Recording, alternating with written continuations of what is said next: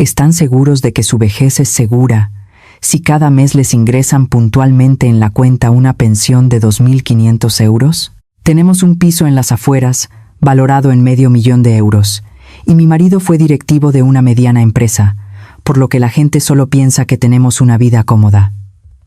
¡Qué suerte tienes, Carmen! Con una pensión tan generosa y sin preocupaciones por la casa, ya has terminado de preparar tu jubilación. ¿Serían estas palabras llenas de envidia de mis amigas del barrio el veneno que estaba carcomiendo a nuestra pareja? En aquel momento, no podíamos imaginar que toda esa paz podía derrumbarse como un castillo de arena en tan solo un año. ¿Qué es esto? Carmen, ¿te has vuelto loca? Un préstamo de 150.000 euros con la hipoteca de nuestra casa. ¿Qué significa esto? El rugido de mi marido, Antonio, quien nunca levantaba la voz, resonó con tal fuerza que pareció romper los cristales del salón. Mi corazón se me cayó a los pies y mi vista se oscureció al instante. Una amarilla carta de reclamación del banco en manos de mi marido fue el momento en que 35 años de paz conyugal se hicieron añicos. Dime, ¿dónde has puesto ese dinero? ¿Cómo pudiste hacer esto a mis espaldas solo porque la casa está a tu nombre? Detrás de la voz temblorosa de mi marido, se escuchó el llanto ahogado de mi hija, que se escondía en la habitación. La historia que les contaré hoy es un vergonzoso registro que no me atreví a contarle a nadie sobre por qué, a pesar de recibir una pensión de 2.500 euros, nuestra jubilación estuvo al borde de la quiebra. ¿Sobrevivimos milagrosamente a esta crisis infernal? ¿O perdimos la casa y el dinero que habíamos acumulado durante toda una vida y terminamos en la calle? ¿Acaso tienen ustedes cerca un hijo que les dice, «Mamá, ayúdame solo esta vez»? ¿O están sufriendo en silencio por culpa de un marido que, incluso después de jubilarse, sigue anclado en su antiguo puesto y no puede reducir sus gastos? Si es así, deben escuchar mi historia hasta el final. Al terminar, sentirán hasta lo más hondo quién es la persona que más deben temer en la vejez y cuál es la forma de proteger sus valiosos activos. Pero en realidad, yo tampoco pretendía hacer algo tan arriesgado desde el principio. Simplemente, mi amor por mi hija fue un poco excesivo, y solo quería proteger la imagen de mi marido. Sin embargo, ahora les contaré cómo ese pequeño gesto de consideración se convirtió en una gigantesca pila de deudas de 150.000 euros. Y esto no es todo. Los 2.500 euros que recibíamos mi marido y yo se convirtieron en nuestra mayor maldición. La terrible verdad de que el dinero no tiene dueño y que frente a un hijo no hay padres. El inicio de esa tragedia fue mi única hija, que regresó a casa tras divorciarse. ¿Por qué tuve que pedir un préstamo tan grande a espaldas de mi marido? ¿Y ese dinero se convirtió realmente en la esperanza de mi hija? Bueno, pues permítanme contarles desde aquel primer día infernal por qué el salón de nuestra casa, que una vez fue elegante, se convirtió en un campo de batalla. El día que mi marido, Antonio, se jubiló de la empresa en la que había trabajado durante más de 30 años, nos tomamos de la mano y lloramos mucho. Cariño, has trabajado muy duro. Ahora vivamos sin preocupaciones. En aquel entonces no podíamos ni imaginar que nubes negras se cernirían sobre nuestro futuro. Sumando la indemnización de mi marido, la pensión pública que habíamos estado pagando y el plan de pensiones privado que habíamos preparado para la vejez, cada mes se ingresaban 2.500 euros en nuestra cuenta. Ustedes pensarán que 2.500 euros al mes son más que suficientes para que una pareja de ancianos viva, ¿verdad? Yo también me sentí aliviada al hacer los cálculos al principio. Con esto podremos viajar de vez en cuando y darles una buena paga a los nietos. Pero una vez que comenzó la vida de jubilados, la realidad fue completamente diferente a lo que yo pensaba. Los 2.500 euros eran solo un número que pasaba rápidamente por la cuenta. El mayor problema era el orgullo de mi marido como exdirectivo.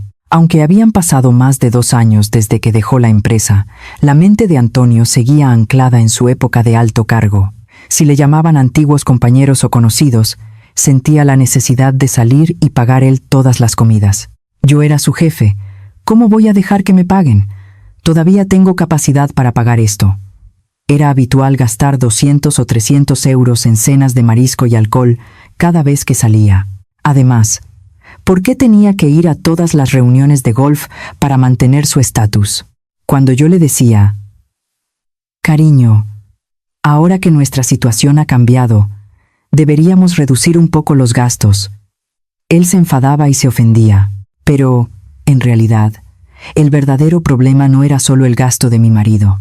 Los gastos fijos mensuales comenzaron a ahogarnos. Los gastos de comunidad del piso de $500,000, las primas de seguros de la pareja, que aumentaban con la edad, y los gastos de eventos sociales.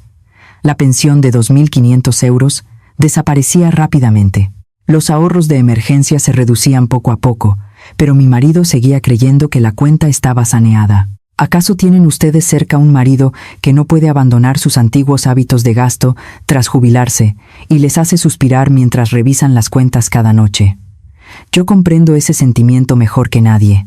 En realidad, hasta ese momento, yo creía que si éramos austeros, de alguna manera saldríamos adelante. No teníamos deudas, y aunque fuera en la provincia, el piso de $500,000 estaba a mi nombre. Sin embargo, la vida se desarrolló de forma totalmente contraria a lo que esperaba. Fue entonces cuando una gran tormenta, a la que no pudimos negarnos, irrumpió en nuestro tranquilo hogar.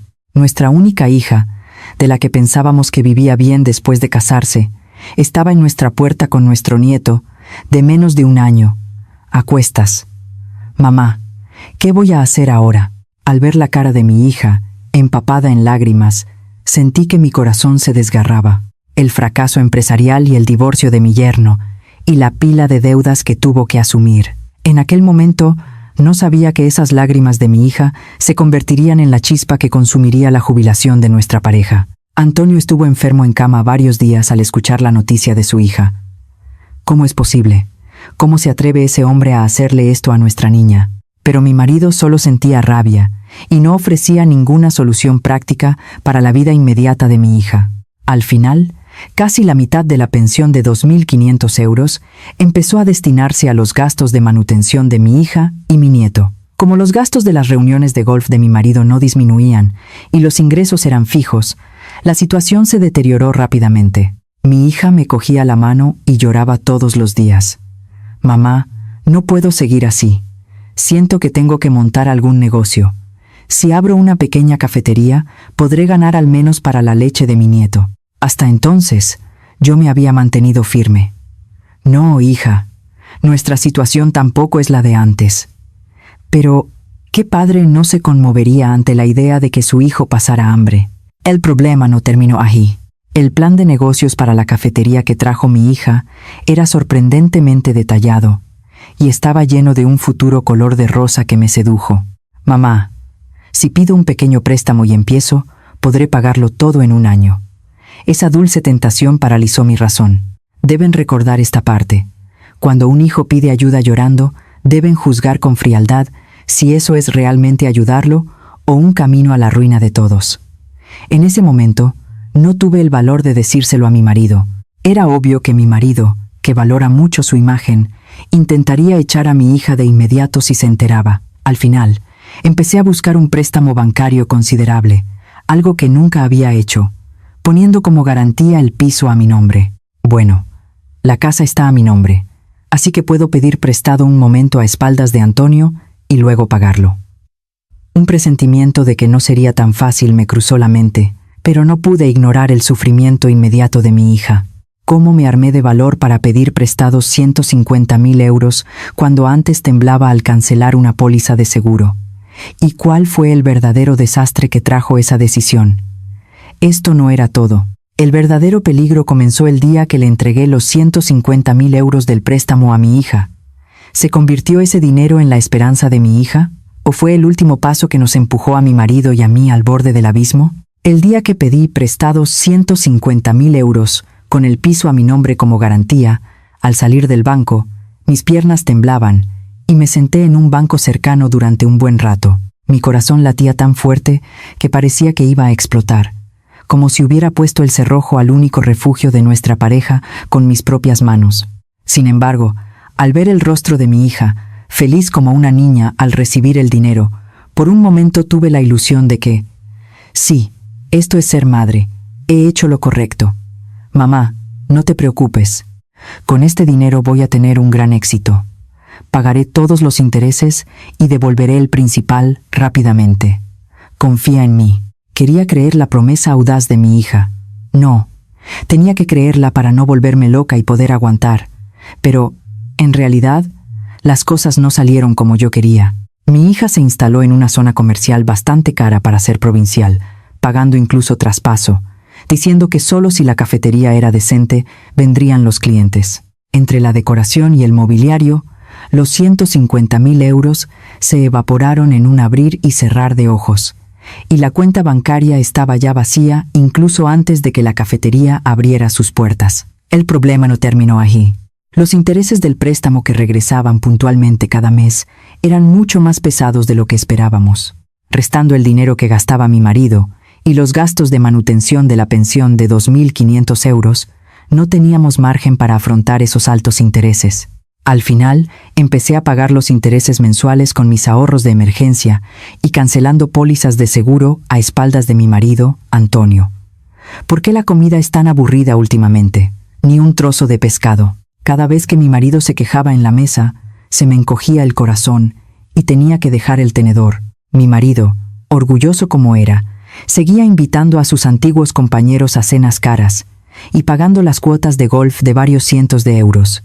Había una bomba de relojería de 150.000 euros en casa, pero mi marido, el cabeza de familia, seguía manteniendo la dignidad de su antiguo puesto directivo sin saber nada. Sinceramente, en aquel momento quería contárselo todo a mi marido, pero tenía miedo del rostro de mi marido gritando: «Tú has arruinado a nuestra hija», y no podía abrir la boca. Aquí hay algo importante. ¿Acaso hay alguien que piense: «Bah, si reciben una pensión de 2.500 euros, ¿por qué es tan difícil? Ojalá esos 2.500 euros hubieran sido íntegramente para los gastos de nuestra pareja». Pero también estábamos pagando los gastos de manutención de mi hija y mi nieto. Además, al sumarse los intereses del préstamo de 150.000 euros, el dinero real que podíamos gastar mi marido y yo no llegaba a los 500 euros al mes. Más tarde me enteré de que mi hija, al no obtener ventas en la cafetería, estaba pidiendo dinero prestado a otros lugares a mis espaldas. Todo era totalmente diferente a lo esperado. La promesa audaz de mi hija, de que se harían ricos rápidamente, con solo abrir la cafetería, se convirtió en una realidad lamentable a los 3 meses de la inauguración. Era habitual que las ventas diarias no superaran los 50 euros. Después de pagar el alquiler, los ingredientes y la electricidad, la situación era de pérdidas. «Mamá, ¿puedes hacer algo con los intereses de este mes? Te prometo que el mes que viene los pagaré yo». Cada vez que recibía la llamada de mi hija, sentía que mi vida se acortaba varios años. Seguían los días en que hablaba por teléfono en el baño, a escondidas de mi marido. Hasta entonces, estaba bien. Creía que si lo solucionaba yo, mi marido nunca se enteraría. Pero la carta de reclamación llegó sin avisar, y la carga de los intereses superó mi capacidad de pago al subir los tipos. Cada mañana, al oír el ruido de la moto del cartero, sentía que el corazón se me paraba. Tenía que correr a interceptar los documentos antes de que mi marido abriera el buzón. El momento en que realmente quise rendirme fue cuando mi marido llegó contento a casa y me preguntó: «Cariño, hemos quedado con los amigos para ir a jugar al golf al sudeste asiático el mes que viene. Cuesta unos 3.000 euros por persona. ¿Tenemos algo ahorrado de la pensión?». Se me quedó la mente en blanco.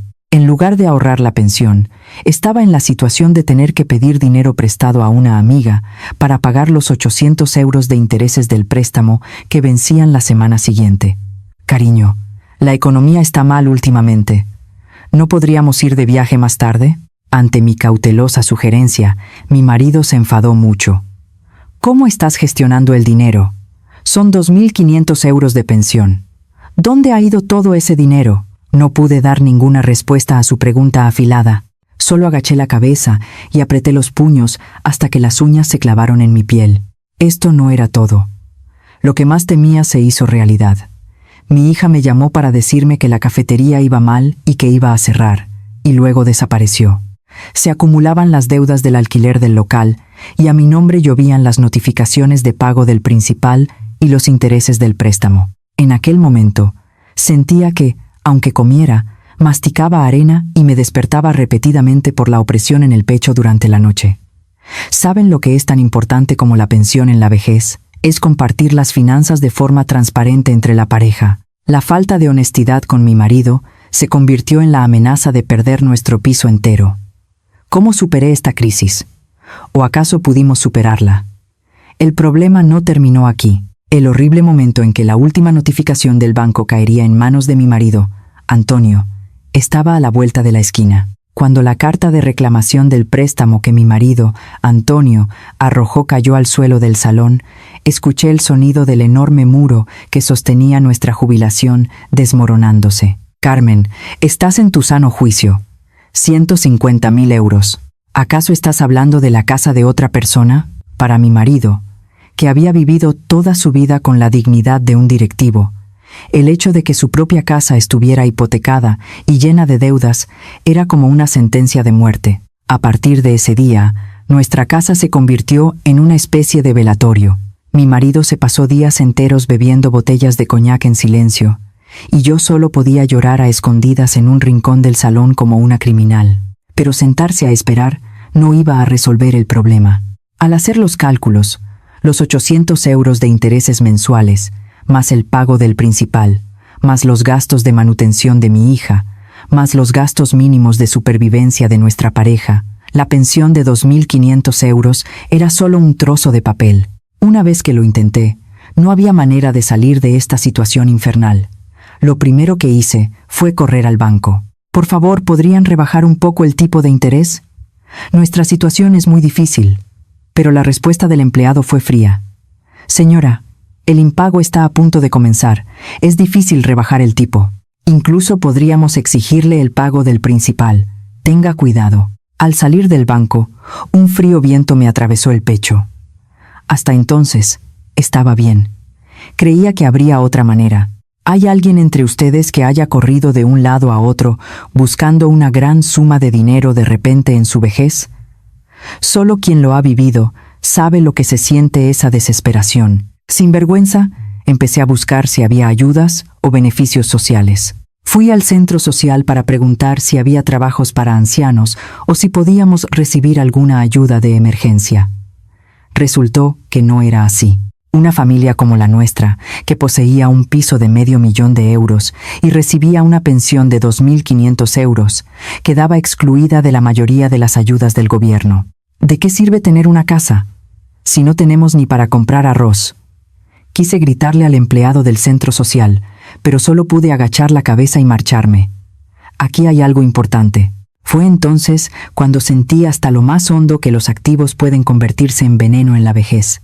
Vivíamos como propietarios de casas ricos sobre el papel, pero en realidad éramos pobres, acosados por las deudas, marchitándonos día a día. Esa era nuestra realidad. No fue fácil. Me refiero a convencer a mi marido, Antonio, para que volviera a trabajar. Yo fui directivo. Ahora voy a ser vigilante o encargado del parking. Prefiero morir de hambre. El gran orgullo de mi marido no se doblegó ni siquiera con la deuda de 150.000 euros.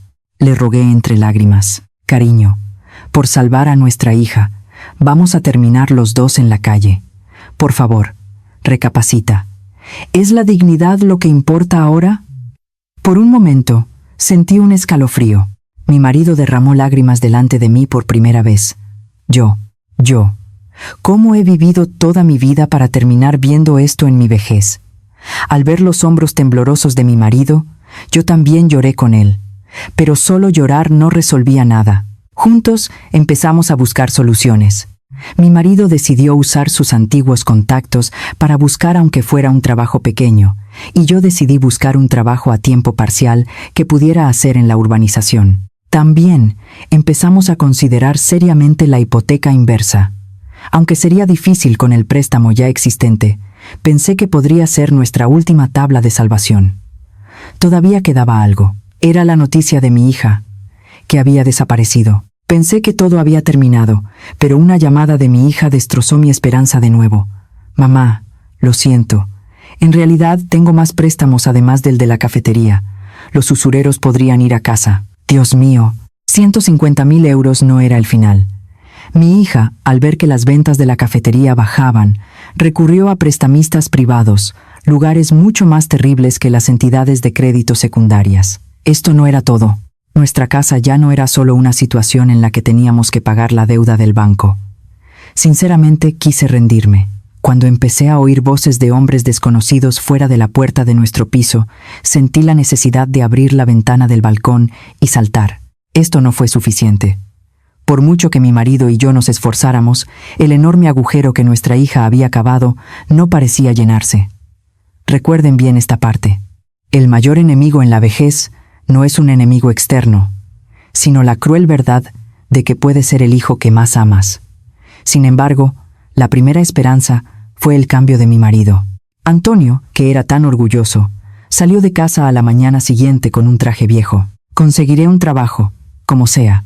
Tú quédate en casa y cuídala bien». Al ver la espalda de mi marido, volví a apretar los puños. Sí, si los dos trabajamos juntos, saldremos adelante. Pero el problema no terminó ahí. Mientras mi marido salía a buscar trabajo, unos invitados no deseados llamaron al timbre de nuestra casa con violencia. ¿Quiénes serían? ¿Y cuál era la cantidad real de la deuda que mi hija ocultaba? Una verdad aún más horrible que no les había contado estaba a punto de desvelarse en el salón de nuestra casa esa tarde. El timbre de la puerta sonó como si estuviera desgarrando toda la casa. Apenas habían pasado 2 horas desde que mi marido, Antonio, se fue a buscar trabajo. Mi mano temblaba como una hoja mientras comprobaba la pantalla del interfono. Unos hombres corpulentos vestidos de negro estaban fuera de la puerta con caras feroces. ¿Es la casa de Carmen? Venimos por el asunto de su hija. Ábranos, por las buenas. Al escuchar sus voces, el mensaje de texto de mi hija cruzó por mi mente. Usureros. Esa palabra temible se había hecho realidad ante mis ojos. El breve tiempo de confrontación detrás de la puerta fue el más largo de mi vida. Al final, no tuve más remedio que abrir la puerta. Me asustaba que salieran los vecinos y, sobre todo, quería que esta situación terminara rápido. Miren, ahora no tengo dinero, pero si me esperan un poco. Antes de que pudiera terminar de hablar, entraron a la fuerza en el salón. El piso de $500,000 se convirtió en un caos en un instante. En ese momento, no sabía que el préstamo con usura no era simplemente un préstamo con intereses altos, sino una cuchilla que roía el alma de una persona. Señora, el principal que su hija pidió prestado es de 50,000 euros, y con los intereses son 80,000 euros hasta hoy. Su hija no contesta, pero la casa está a su nombre, así que usted tiene que pagar.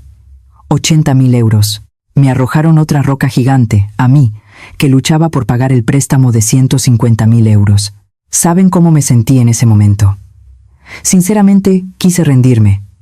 No, solo pensaba que ojalá mi corazón se parara allí mismo. Mientras estaban sentados en el sofá del salón fumando y revisando la casa con la mirada, sentí que mi vida, que había construido durante toda una vida, estaba siendo apuñalada. Más tarde me enteré de que mi hija, al quedarse sin fondos para la cafetería y al ser rechazada por las entidades de crédito secundarias, recurrió a estos lugares terribles de inmediato. Y lo peor, me puso como aval, robándome en secreto el sello personal. ¿Qué pasaría si Antonio regresaba del trabajo y veía esta escena? La mente se me quedó en blanco ante ese pensamiento. Pero el problema fue lo que pasó después. Mi marido, Antonio, abrió la puerta de entrada. Tenía los hombros caídos y el traje que llevaba por la mañana estaba sucio de polvo. ¿Qué? ¿Qué está pasando? ¿Quiénes son ustedes? Ante el grito de mi marido, los usureros se rieron y le mostraron los documentos. Ver a mi marido, tan orgulloso, que había dirigido a cientos de subordinados como directivo, ser agarrado por el cuello por unos hombres desconocidos en el salón de su propia casa, fue más doloroso que si me apuñalaran el pecho. Después de mucho forcejeo, mi marido se arrodilló ante ellos.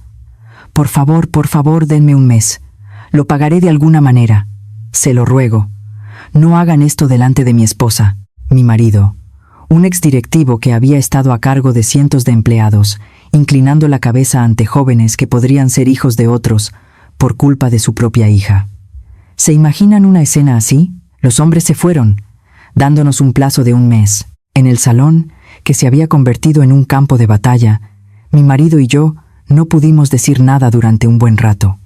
En el silencio, solo se escuchaba la respiración agitada de mi marido y mis sollozos. Cariño, lo siento mucho. Cuando lloré y me disculpé, mi marido me agarró la mano con rudeza. Carmen, ya no tenemos dónde huir.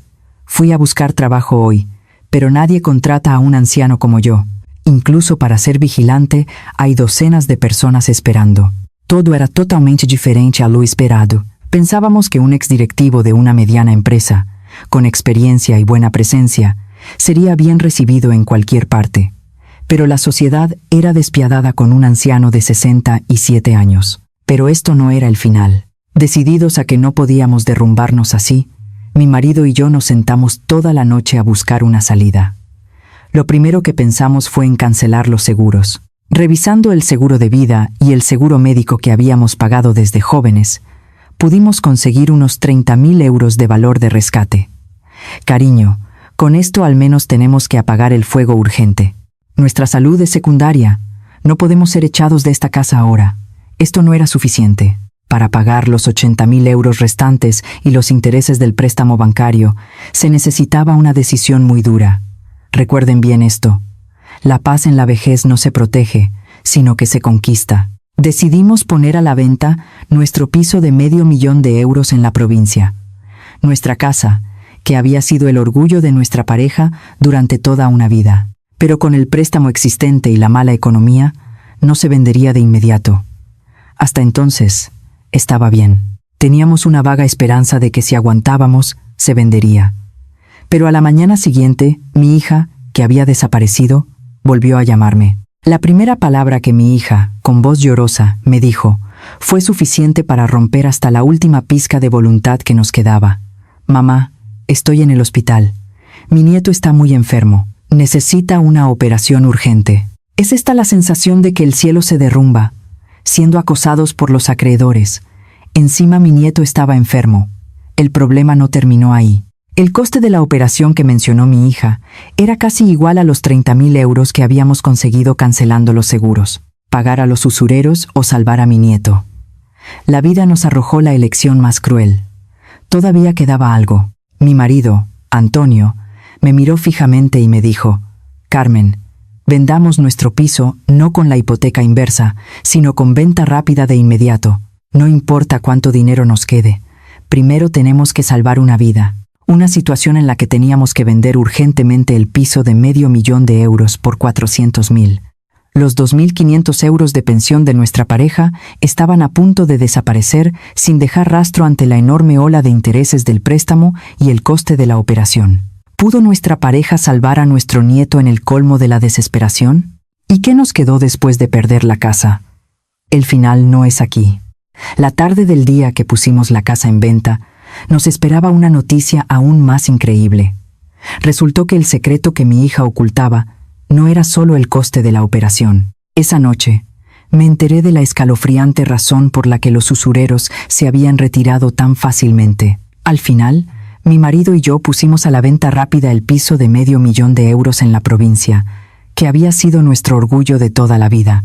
No teníamos el lujo de esperar el precio completo si queríamos lidiar con la amenaza de los usureros y conseguir el dinero para la operación de nuestro nieto. Señora, con 420.000 euros, tengo una persona que firmará el contrato de inmediato.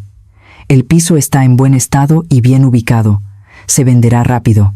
Mi corazón se rompía al oír las palabras del agente inmobiliario, pero Antonio y yo asentimos en silencio. No podíamos creer la realidad de tener que vender una casa de $500.000 de euros con una rebaja de 80.000 euros. Pero nuestro nieto tenía que entrar en el quirófano de inmediato. Afortunadamente, la casa se vendió a los 4 días de ponerla en venta. En cuanto recibí el depósito, corrí al hospital para pagar la operación. Mi hija, sentada sin alma frente al quirófano, me cogió la mano y lloró a gritos. Mamá, lo siento. Por mi culpa has vendido la casa. He cometido un pecado imperdonable. Yo también lloré mientras secaba las lágrimas de mi hija. Pero, ¿acaso no viven los padres para que vivan sus hijos? La operación de nuestro nieto, afortunadamente, fue un éxito, y al pagar una parte a los usureros con el dinero de la venta de la casa, se calmaron un tiempo. Resultó que no era así. La razón por la que estaban tranquilos no era porque sintieran lástima por nosotros, sino porque estaban calculando la fecha exacta en que recibiríamos el dinero de la venta de la casa. Pero hasta ese momento, yo creía que todo estaba resuelto. Pensé que si pagábamos el préstamo bancario de 150.000 euros con el dinero restante de la venta de la casa y saldábamos la deuda con los usureros, tendríamos un pequeño respiro. Cariño, ahora olvidemos la codicia y busquemos un pequeño piso de alquiler en las afueras. Aunque no tengamos casa, tenemos la pensión de 2.500 euros. Con eso, podemos pagar el alquiler y vivir los dos. Con esas palabras de mi marido, Antonio, me sentí realmente aliviada. Aunque la propiedad que habíamos construido durante más de 30 años había desaparecido, teníamos la esperanza de que la familia no se dispersaría y podríamos empezar de nuevo. ¿Hay alguien entre ustedes que piense: con esto se ha solucionado bien, no? Yo también lo creía de verdad en ese momento. Los 2.500 euros de pensión que ingresaban cada mes seguían siendo nuestra tabla de salvación, y mi hija prometió que recapacitaría y buscaría trabajo. Preparamos la mudanza y empezamos a ordenar las cosas. Vendimos los muebles grandes y ostentosos, los palos de golf de mi marido y mis bolsos de marca. Al reducir nuestro tamaño, sentí que mi corazón se aligeraba.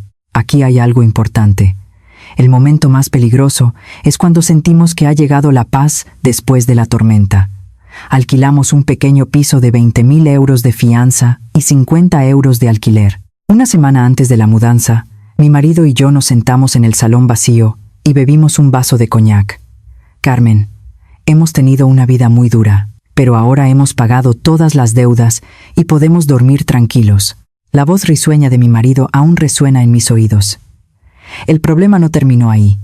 Un obstáculo que no esperábamos nos estaba esperando justo en el momento que creíamos más tranquilo. Más tarde me enteré de que el cierre de la cafetería de mi hija no había terminado por completo. Los alquileres atrasados, la electricidad y los salarios impagados a los camareros, los 150.000 euros que habíamos pagado y los 80.000 euros de los usureros eran solo la punta del iceberg. Cuando una carta del juzgado llegó a mis manos el día antes de la mudanza, sentí de nuevo que el mundo se me caía encima. Mamá, en realidad, la fianza de la cafetería también está embargada. ¿Qué hago? ¿Voy a ir a la cárcel? Me desplomé al recibir la llamada desesperada de mi hija. No fue fácil. Pensar hasta dónde puede un padre encubrir los errores de un hijo y qué le espera al final me dio escalofríos. Esto no era todo. Una llamada del banco el día que se ingresaba el dinero restante de la venta de la casa aplastó nuestra última esperanza. Señora, lo sentimos, pero su hija solicitó un préstamo con la póliza del seguro usando su sello personal. Los intereses están impagados y se ha procesado el reembolso forzoso del dinero restante. Fue entonces cuando supe lo que significaba que el cielo se volviera amarillo. Incluso el poco dinero que habíamos dejado para la fianza del alquiler había caído en la trampa cavada por mi hija y había desaparecido sin dejar rastro. Sinceramente, quise rendirme. Incluso empecé a tener miedo de mi hija. Sentía resentimiento por cómo un hijo nacido de mis entrañas podía estrangular así a sus padres. Pero todavía quedaba algo.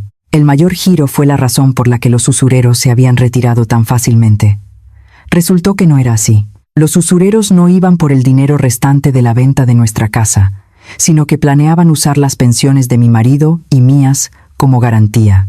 Señora, usted sabe que el dinero restante de la venta de la casa no es suficiente, ¿verdad? Cuando su hija firmó el pagaré, también puso las cuentas de cobro de pensión de usted y su marido como garantía. Ante su voz fría, me desmayé. La pensión de 2.500 euros. Incluso ese dinero, que era nuestra última tabla de salvación, estaba listo para ir a los bolsillos de otros por culpa de mi hija. ¿Pudo nuestra pareja salir de este abismo de desesperación? ¿Cómo reaccionó mi marido, Antonio, al saber esto? El final no era aquí. El verdadero peligro comenzaba ahora. Teníamos que desalojar la casa al día siguiente, pero no teníamos dónde ir, ni siquiera el dinero para el camión de mudanzas. Miren, este es el miedo de la falsa paz. Justo cuando creíamos que todo estaba resuelto, un monstruo aún más grande estaba esperando con la boca abierta. Esa noche, una frase que mi marido, Antonio, me dijo, cambió mi vida por completo. Pero en realidad, la vida no estaba de mi lado. Aunque hasta ayer creía que con el dinero restante de la venta de la casa podríamos saldar todas las deudas y empezar de nuevo alquilando un pequeño piso, la realidad a la que me enfrenté la mañana de la mudanza fue tan lamentable que deseé que fuera un sueño. El camión de mudanzas, que debía llegar a las 7 de la mañana, no apareció a pesar de la hora. Aunque llamé al conductor docenas de veces, solo escuchaba el monótono mensaje de que el teléfono estaba apagado. En el momento en que encendí el móvil para revisar el extracto bancario, preocupada, recibí un mensaje que me hizo dudar de mis ojos. Notificación de embargo general de la cuenta de cobro de pensión y depósitos. Sentí que el corazón se me paraba. El dinero de nuestra última tabla de salvación, los 2.500 euros mensuales de pensión, estaba esencialmente embargado. Resultó que no era así. Había oído que la pensión pública no podía ser embargada legalmente, pero eso solo se aplicaba cuando se creaba una cuenta especial de seguridad. Si se recibe la pensión en una cuenta normal como la nuestra, en el momento en que se ingresa, ya no se considera pensión, sino depósito normal. El banco embargó sin piedad todos nuestros bienes, con un solo documento de ejecución forzosa que mi hija había firmado con los usureros, falsificando mi identidad. Más tarde me enteré de que los 30.000 euros que mi hija se llevó diciendo que eran para la operación de mi nieto eran también una mentira descarada. Por una premonición funesta, llamé al hospital universitario donde supuestamente estaba ingresado mi nieto, y me dijeron que no había ningún paciente registrado con su nombre. Mi hija había usado la vida de mi nieto como garantía para estafar a sus propios padres. Con ese dinero, mi hija ya había desaparecido y cortado el contacto. El rostro de mi marido, Antonio, que estaba escuchando toda esta situación a mi lado, se puso blanco de repente. «Carmen, ¿nuestra hija nos ha hecho esto de verdad?» La voz de mi marido, que había vivido toda su vida con dignidad, se quebró débilmente y luego se desplomó al suelo del salón, agarrándose el pecho. Empezó a echar espuma por la boca y sus ojos se pusieron en blanco. Grité y llamé al servicio de urgencias. «Cariño, reacciona, por favor». Lloré desconsoladamente, agarrando la mano fría de mi marido en la ambulancia que lo llevaba a urgencias. Pero la realidad no me dio tiempo ni para llorar. Mi móvil no dejaba de sonar mientras mi marido recibía atención de emergencia en el hospital. El nuevo dueño de la casa, que había comprado el piso, había llegado con el camión de mudanzas y gritaba que sacáramos las cosas de inmediato. Mi marido estaba en una situación crítica, esperando la decisión de ingresarle en la UCI. Pero yo no tenía ni para pagar los 800 euros del camión de mudanzas. ¿Han sentido alguna vez la sensación de perderlo todo a manos del hijo en quien más confiaban y terminar en la calle?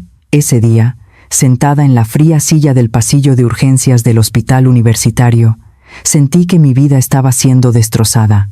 Pero el problema no terminó ahí.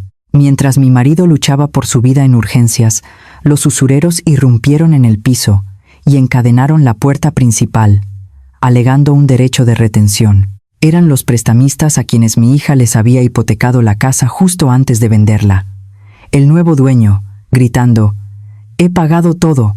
¿Qué hacen?», llamó a la policía, y el lugar se convirtió en un caos. En medio de la complicada situación legal, nuestras pertenencias fueron arrojadas al pasillo del piso como si fueran basura. Sinceramente, quise rendirme.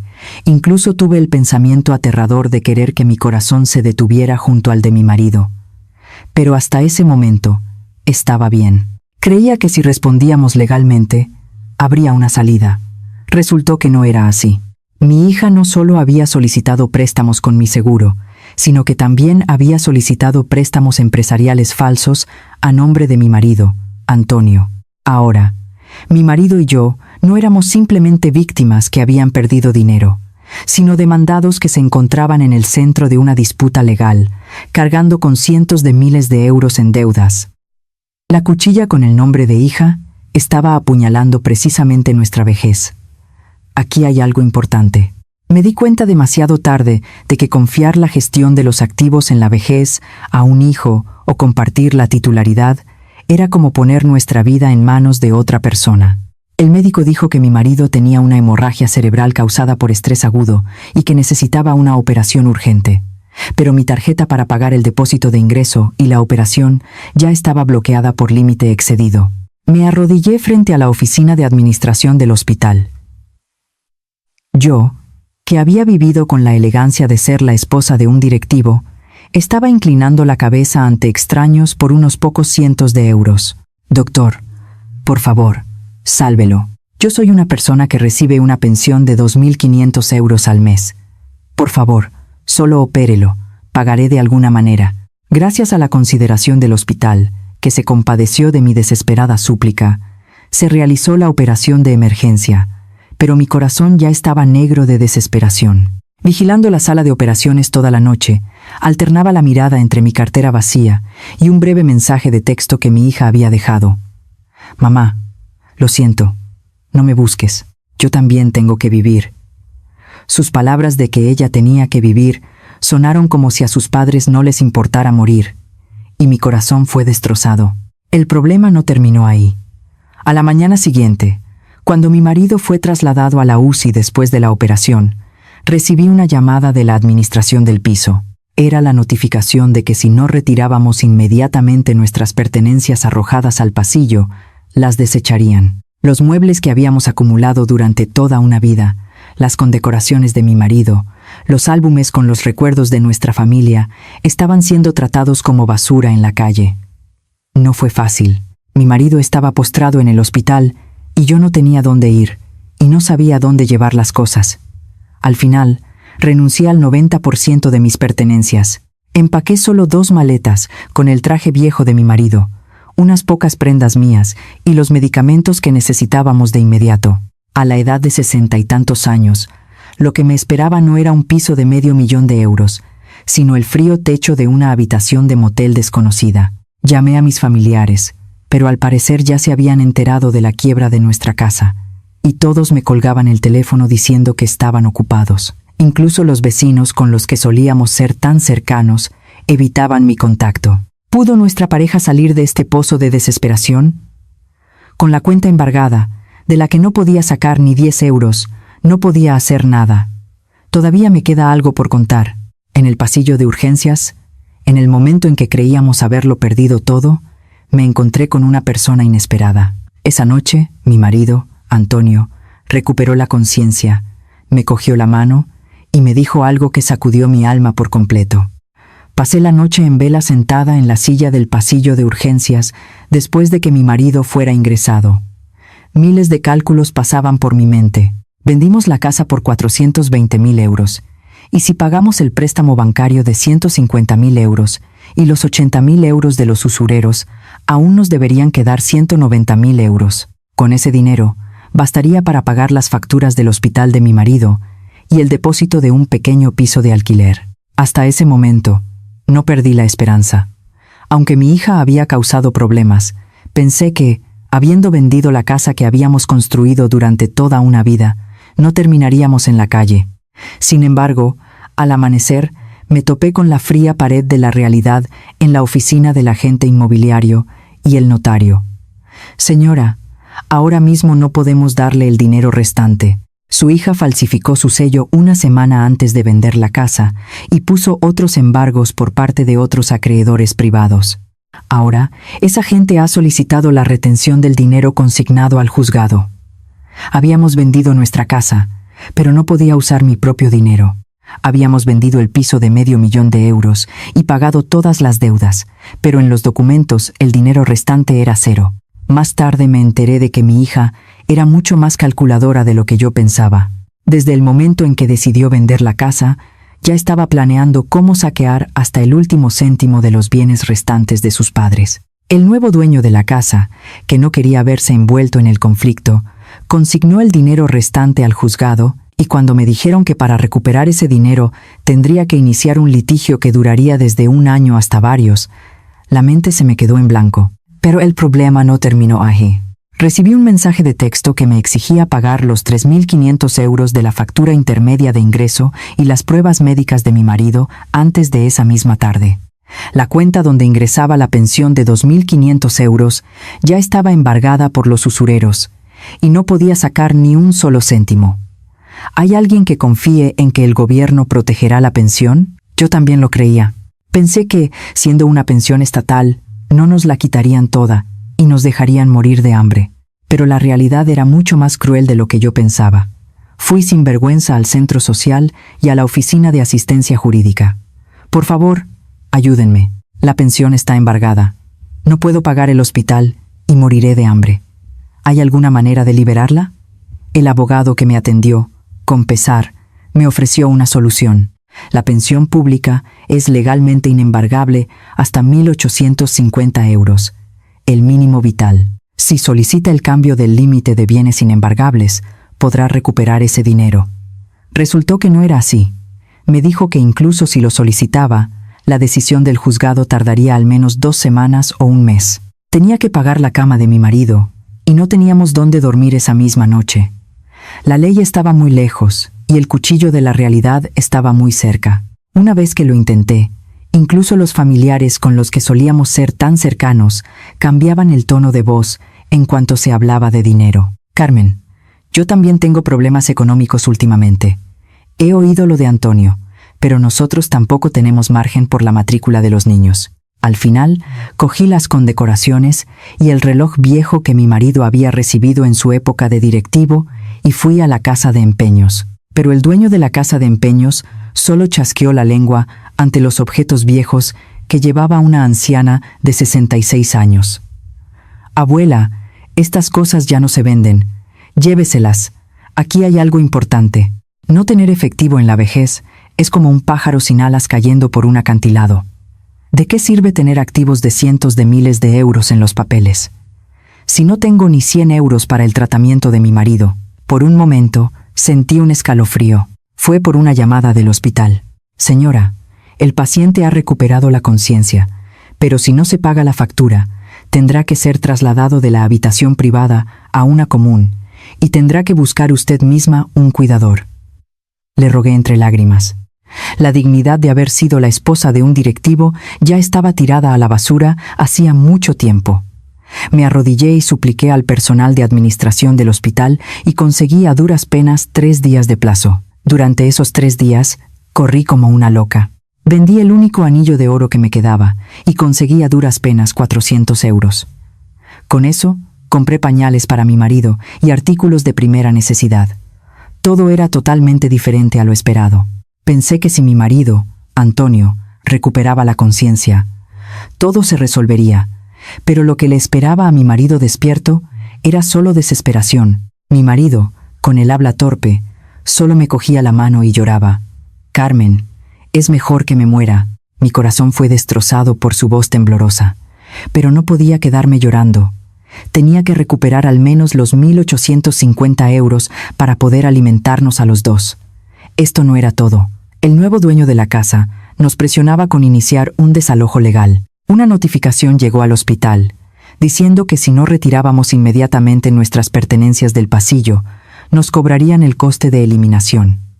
Al final, renuncié a la mayor parte de mis pertenencias. Empaqué solo 2 maletas con el traje viejo de mi marido, unas pocas prendas mías y los medicamentos que necesitábamos de inmediato. Observando desde lejos cómo los muebles y recuerdos que habíamos acumulado durante toda una vida eran cargados en un camión de basura, lloré sin hacer ruido. Sinceramente, quise rendirme. Mi hija había desaparecido. Mi marido estaba enfermo y nuestros bienes estaban bloqueados en los papeles. A la edad de 66 años, no parecía que pudiera hacer nada. Todavía me queda algo. Mientras esperaba la decisión del juzgado, fui a un pequeño restaurante en el antiguo mercado de mi barrio. Jefa, déjeme fregar los platos, por favor. No tengo dinero ni para comprar comida. La dueña, al ver mi aspecto, chasqueó la lengua, pero me dio un plato de sopa caliente. Ay, no sé qué te pasa, pero come y recupera fuerzas. Empiezas a trabajar mañana. Al terminar esa sopa, tomé una decisión. Sí, si recupero al menos 1.850 euros, empezaré de nuevo con eso. Recuperaré mi vida, que perdí por mi hija. El problema no terminó ahí. Mientras esperaba la decisión del juzgado sobre la solicitud de embargo, mi hija volvió a llamarme. Sin vergüenza, mi hija volvió a sacar el tema del dinero. Mamá, lo siento, estoy atrapada por los usureros. Si no me envías dinero, me matarán de verdad. Ante la voz de mi hija, mi corazón volvió a latir con fuerza. Pero esta vez fue diferente. Mi marido, Antonio, que estaba escuchando la llamada a mi lado, me quitó el teléfono con la mano temblorosa. Elena, si tú te mueres, nosotros también ya estamos muertos. Ante la frase desesperada de mi marido, el otro lado del teléfono quedó en silencio. Soportando el dolor de cortar el vínculo de padres e hijos con un cuchillo, mi marido y yo nos tomamos de la mano. ¿Saben lo que es más aterrador que un piso de $500,000 en la vejez? Es no tener 10 euros en efectivo que puedas usar de inmediato en tu bolsillo. ¿Pudo nuestra pareja recuperar la pensión embargada a salvo? Y el dinero de la venta de la casa, los 190.000 euros, ¿se quedó permanentemente bloqueado en el juzgado? La historia tomó un nuevo rumbo cuando un antiguo subordinado de mi marido visitó la habitación del hospital esa noche, mientras lo habíamos perdido todo, y nos preocupaba la factura del hospital.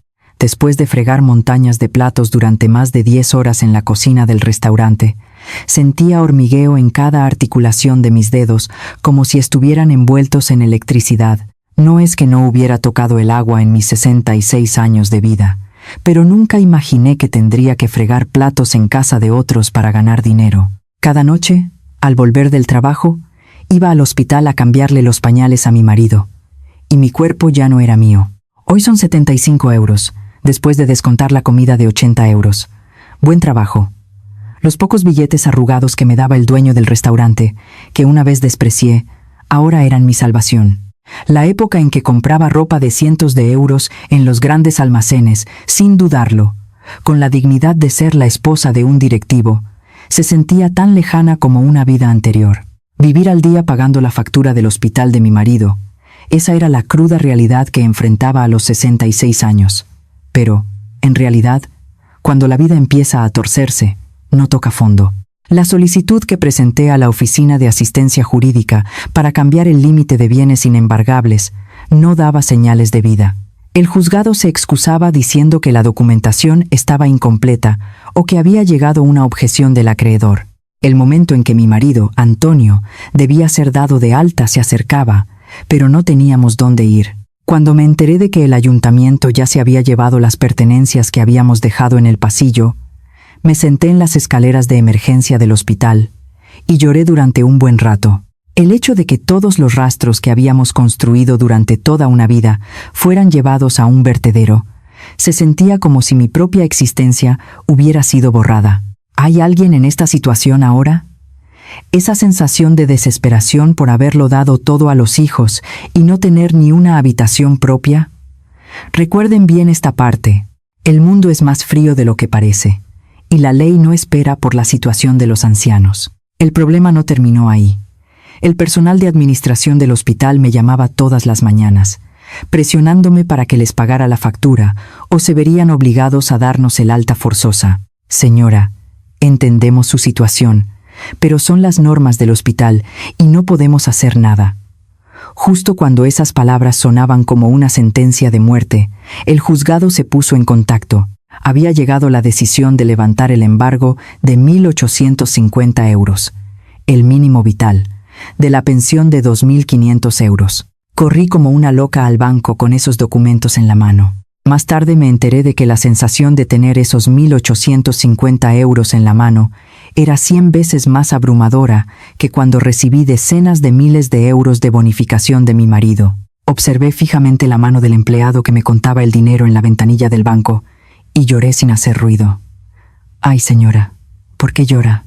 ¿Le pasa algo?» Ante la preocupación del empleado del banco, solo apreté el sobre con el dinero en lugar de responder. El peso de 1.850 euros para la supervivencia, que no había notado cuando recibía una pensión de 2.500 euros. Lo primero que hice con ese dinero fue correr a la oficina de administración del hospital. 1.850 euros, 1.510 euros. Al pagar una parte de las facturas atrasadas, finalmente tuve la esperanza de encontrar un pequeño piso para sacar a mi marido. Resultó que no era así. Intenté buscar un piso de alquiler por 5.000 euros de fianza y 300 euros de alquiler, pero incluso esos pisos eran difíciles de encontrar cerca de Madrid. El agente inmobiliario, al ver mi aspecto, negó con la cabeza. «Señora, Es difícil encontrar un piso con ese dinero hoy en día. ¿Por qué no intenta ir a las afueras de la provincia de Toledo? Pero para la rehabilitación de mi marido, no podíamos alejarnos del hospital. Una vez que lo intenté, el mundo era tacaño incluso para darnos una habitación a unos ancianos sin dinero. Justo cuando estaba desesperada porque no me llegaba para el depósito del alquiler, apareció de nuevo una persona. El final no fue aquí. El antiguo subordinado de mi marido, el señor Pérez, que ya nos había visitado en el hospital, esta vez se ofreció a ayudarnos concretamente. Señora, tengo un amigo que tiene un piso vacío en un edificio de apartamentos. Déjeme el depósito para cuando pueda. Y por favor, traiga a Antonio de inmediato. Era un edificio viejo de 4 plantas en las afueras de Toledo, sin ascensor. Pero para mí era más valioso que un palacio. Alshonia. Pérez subió a mi marido en silla de ruedas hasta el 4º piso, y yo me prometí a mí misma que volvería a vivir mientras limpiaba el suelo vacío con una fregona. Mi marido, sentado en la silla de ruedas, miró por la ventana y dijo torpemente: «Carmen, lo siento, por mi culpa estás sufriendo esto». «Cariño, no digas que lo sientes. Nuestro nuevo comienzo es con 1.850 euros. Si somos austeros los dos, no pasaremos hambre. Ya me he acostumbrado al trabajo en el restaurante». Tomando la mano seca de mi marido, forcé una sonrisa. Sinceramente, me dolían las rodillas y la espalda me mataba, pero sabía que si yo me derrumbaba, nuestra pareja se acabaría de verdad. No fue fácil. Mis manos estaban hinchadas por fregar los platos en el mercado, un trabajo que nunca había hecho, y al volver a casa, no tenía tiempo de pegar ojo ayudando a mi marido con su rehabilitación. Además, los usureros de mi hija seguían enviándome mensajes de texto de amenaza. No sé cómo conseguían mi número. Sinceramente, quise rendirme. Cada noche, me despertaba sudando por soñar que mi hija me estaba estrangulando.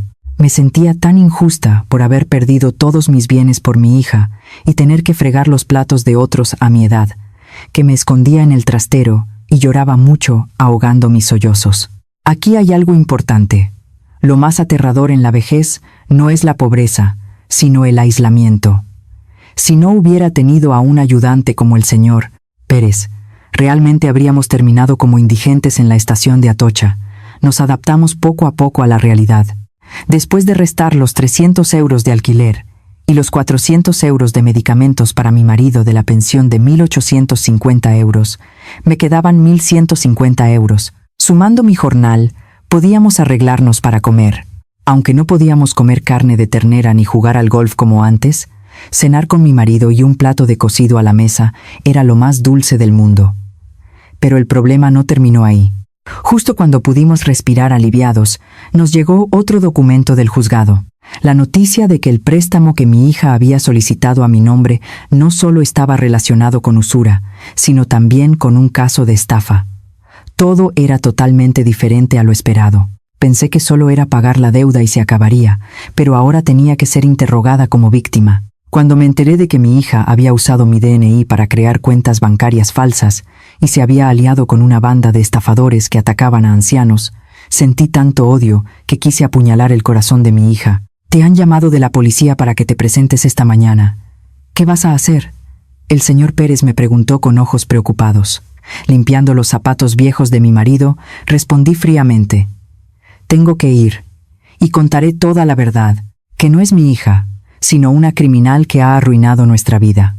Pude exponer todos los crímenes de mi hija en la comisaría, y pudimos salir de la injusta pila de deudas a nombre de nuestra pareja». Una noche, alguien llamó a la puerta de este pequeño piso de alquiler donde nos habíamos instalado.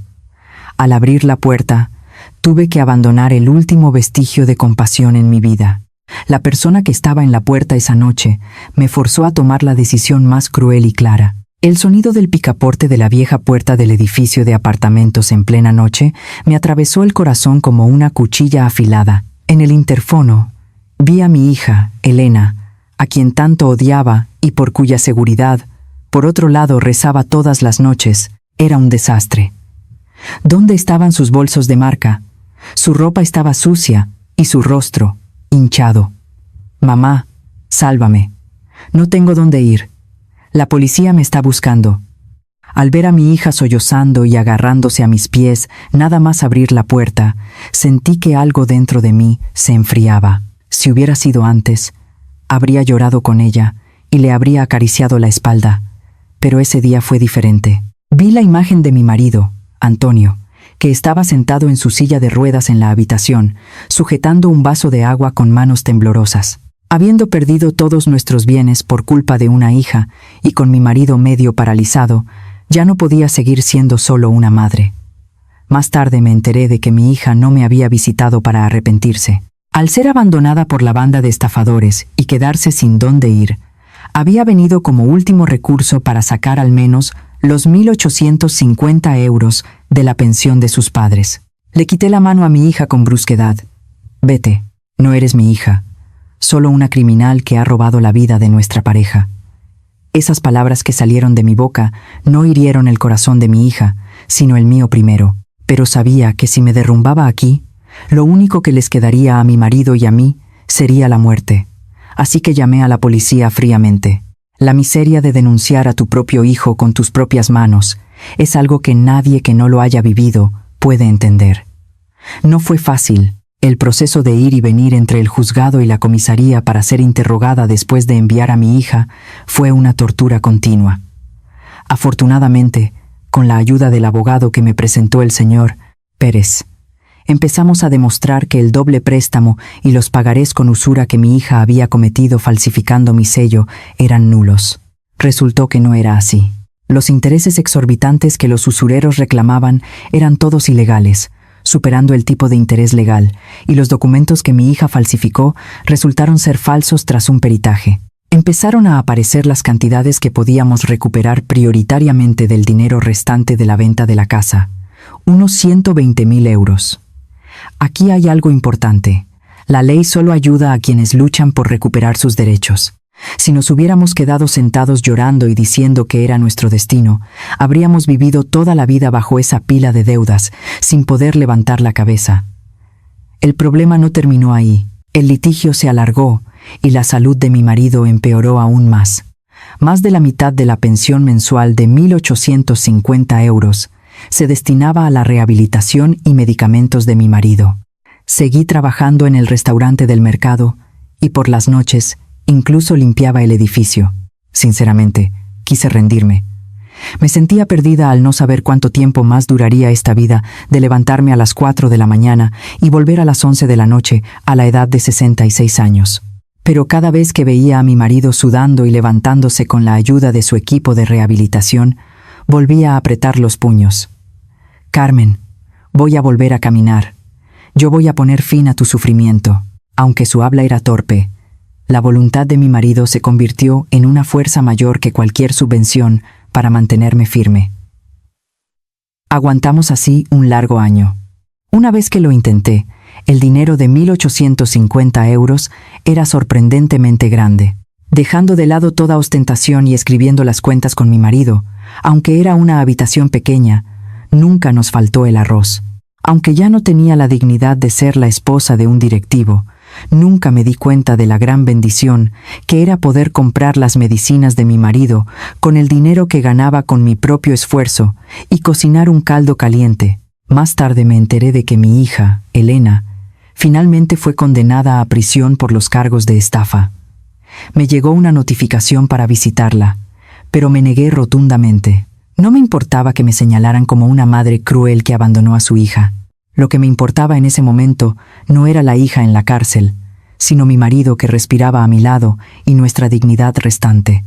Todo era totalmente diferente a lo esperado. El día que se conoció el resultado del litigio, el juzgado nos devolvió unos 120.000 euros del dinero restante que los usureros habían intentado quedarse.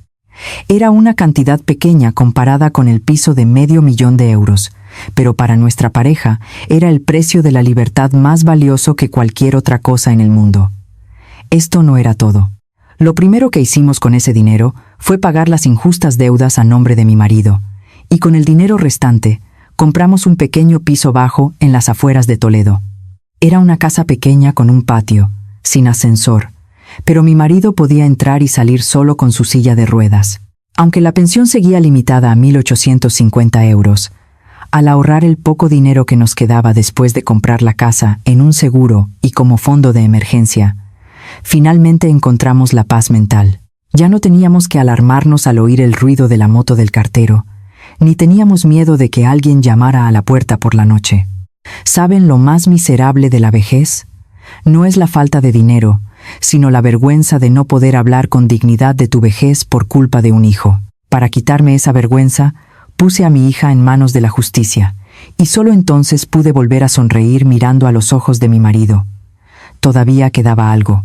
Cuando la lechuga y los pimientos que mi marido plantó torpemente brotaron en el patio de nuestra nueva casa, sentí una extraña paz que nunca había experimentado. Era la sensación de haber encontrado mi vida de verdad, algo que no sentí cuando recibía una pensión de 2.500 euros y vivía en un piso de $500.000. Esa noche, mi marido, Antonio, me cogió la mano y me dijo: «Carmen, hemos dado muchas vueltas, pero ahora solo nos quedamos nosotros dos. ¿Terminó aquí la historia de nuestra pareja con un final feliz? No, la vida sigue en curso. Pero una cosa es segura, hemos echado raíces sólidas que no se derrumbarán, por muy fuerte que sople la tormenta». Voy a resumir los consejos prácticos que los adultos mayores deben saber para proteger sus fondos de jubilación, algo que sentí hasta lo más hondo al pasar por este tiempo infernal. Les transmitiré mi última verdad, la que guardé en mi corazón, con la esperanza de que nadie más sea como yo. Después de ese tiempo infernal, ahora mi marido y yo amanecemos solos en el pequeño piso bajo en las afueras de Toledo. La lechuga que plantamos en el patio ha crecido bastante, y mi marido, Antonio, ya puede caminar lentamente por la casa sin bastón. La pensión de 1.850 euros que se ingresa cada mes y el poco dinero que gano con mi trabajo a tiempo parcial, comparado con los 2.500 euros de antes, es una cantidad humilde, pero ahora estamos más sólidos y tranquilos que nunca. Solo sé de mi hija, Elena, por los resultados ocasionales de los juicios.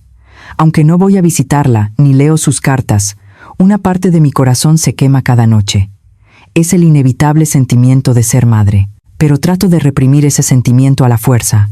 Basta con una vez para que toda mi vida sea destrozada por la trampa llamada hija.